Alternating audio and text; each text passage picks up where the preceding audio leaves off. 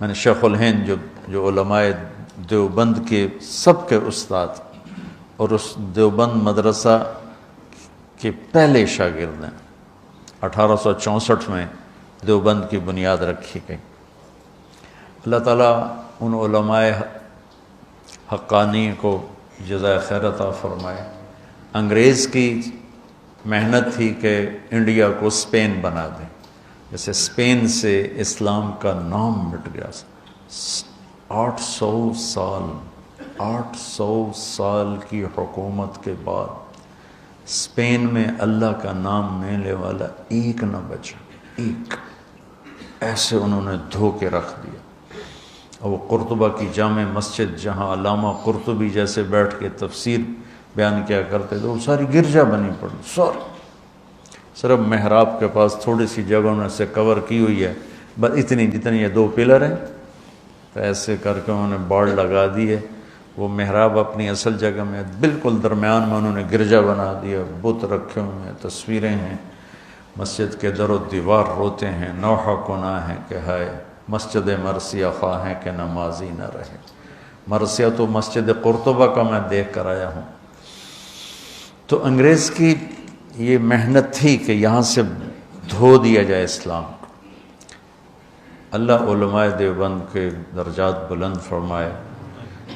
1864 میں پہلے یہ حضرات جنگ آزادی میں شریک ہوئے، اور شاملی جہاں علماء دیوبند نے جہاد کیا، حافظ ضامن شہید ہوئے اور کوئی بڑے بڑے شہید ہوئے، کچھ بچ گئے۔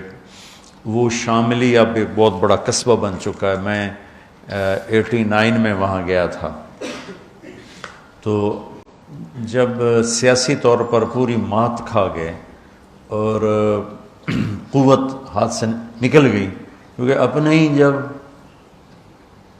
غیر بن جائیں، کسی کی غداری سے ملک نہیں ڈوبتا، کسی ایک کی غداری سے۔ وہ ایک دیگ کا چاول ہوتا ہے، سارے ہی بگڑ چکے ہوتے ہیں، تب تباہی آتی ہے، تب غداری بھی اپنی قوت دکھاتی ہے، ورنہ ایک آدھ کی غداری سے قوم ہو تو اس سے کچھ نہیں ہوتا ہے۔ تو ذرا میر جعفر نہیں، سارے ہی اسی کا شکارہ بن، میر صادق نہیں، سب ایسے ہو چکے تھے۔ تو وہ جنگ آزادی اپنوں ہی کا شکار ہو گئی۔ ایک رجب علی تھا، ایک نجف خان تھا، ایک الہی بخش تھا، ایک شجاع الدولہ تھا۔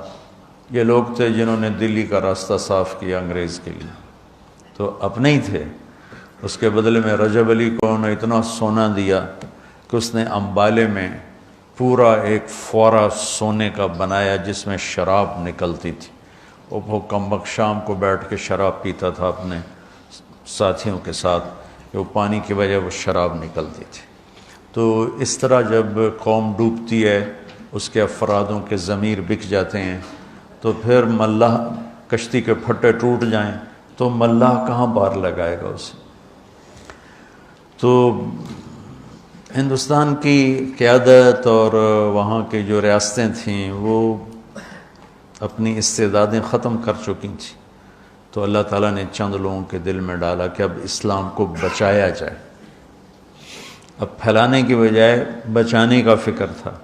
تو 1864 میں مولانا قاسم صاحب نانوتوی رحمۃ اللہ تعالیٰ علیہ نے دیوبند میں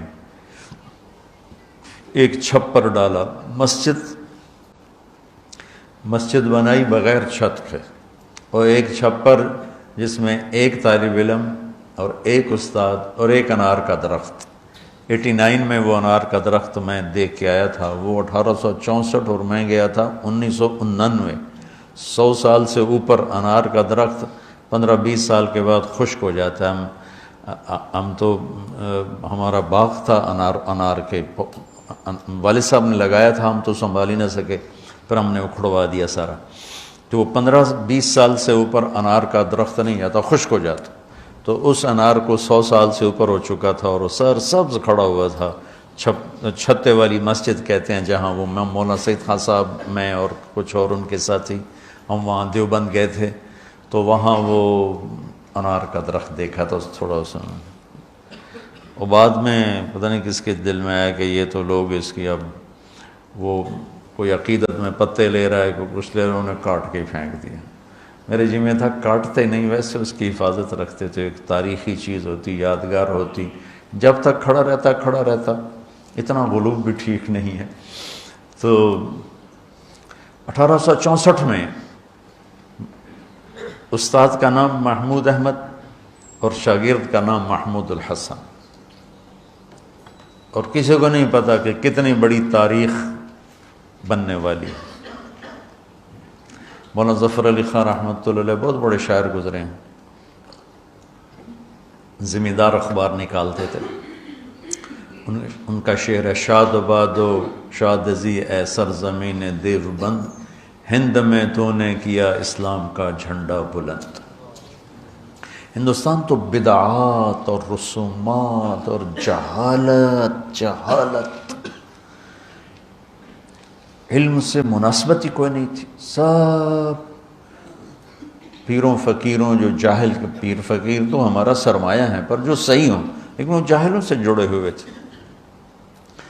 تو شاہ ولی اللہ رحمۃ اللہ علیہ پہلی ہستی ہیں جو انڈیا میں حدیث کو لائے، ورنہ فقہ اور منطق مجھے آج تک سمجھ میں نہیں آیا کہ منطق کی ضرورت کیا ہے علم دین کے اندر، مجھے نہیں سمجھ میں آیا۔ یا لیت شعری، کوئی مجھے سمجھا دیں۔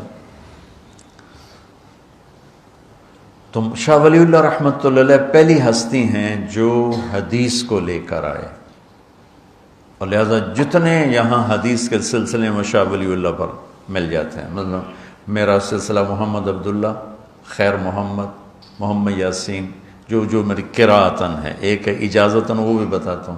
محمد یاسین، محمود الحسن جن کو شیخ الہند کہتے ہیں، محمد قاسم، عبد الغنی، محمد اسحاق، عبد العزیز، شاہ ولی اللہ، اور جو میری اجازتاً ہے وہ عزیر گل، محمود الحسن۔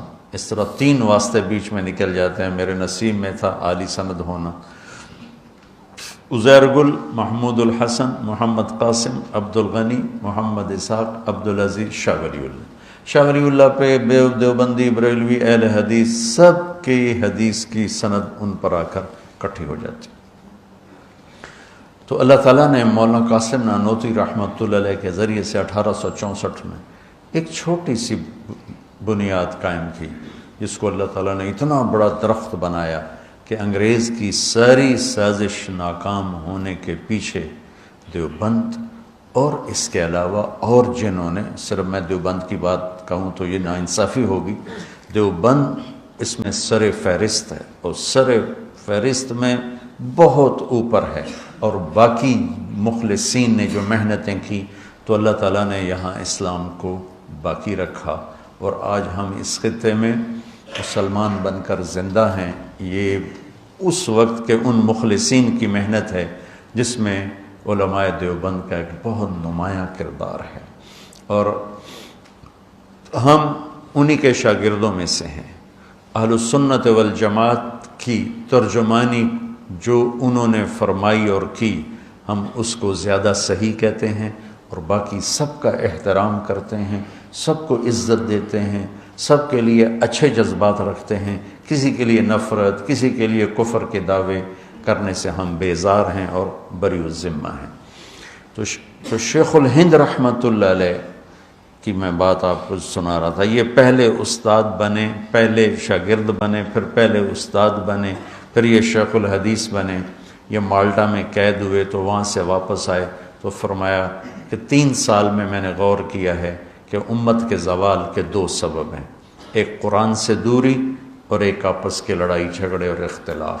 تو میری اب بقایا جو زندگی ہے، میں قرآن کی تعلیم کو عام کروں گا اور امت کو امت بناؤں گا۔ یہ محمود تو دیوبندیت کا پیغام ہے کہ امت امت بنے، لیکن ہم ہی اگر فرقہ واریت کو ہوا دینے لگ گئے تو پھر حق گوئی کہاں رہ گئی اور امت بنا کہاں رہ گیا۔ تو اللہ نے اپنے فضل سے ایک سلسلہ شروع کروایا۔ 1999 میں میرا خواب تھا کہ ایک مدرسہ ہو جس میں عربی تعلیم ہو، وہ بچے ایسے ہوں جن کا قرآن سے شغف ہو، حدیث سے شغف ہو، فقہ جہاں پر ہے وہاں چلی جائے. پہلا نمبر ہے قرآن، دوسرا نمبر ہے حدیث، اور تیسرا نمبر ہے فقہ. ہم نے الٹا کر دیا ہے. پہلا نمبر پہ فقہ ہے اور پتہ نہیں قرآن کس نمبر پر ہے اور حدیث کس نمبر پر ہے. فقہ غالب ہو گئی ہے. ہم فقہ سے بے نیاز نہیں ہو سکتے، لیکن ترتیب تھوڑا بدل دیں کہ پہلے قرآن ہو، پھر حدیث پاک ہو، پھر فقہ ہو. اب ہم قرآن سے زندگی سیکھیں، حدیث پاک سے زندگی سیکھیں. تو یہ جو میں نے رمضان میں چند دن نیت کی ہے کہ کچھ بات آپ کے سامنے لاتا رہوں گا کہ قرآن ہمیں زندگی کیسے سکھاتا ہے. میں اس طرح میں پورا قرآن نہیں بیان کر رہا نا، میں اتنا بڑا علامہ ہوں کہ پورا قرآن بیان کروں. جو اس میں سے زندگی کے درس اور سبق ہیں وہ آپ کو بتانا چاہتا ہوں.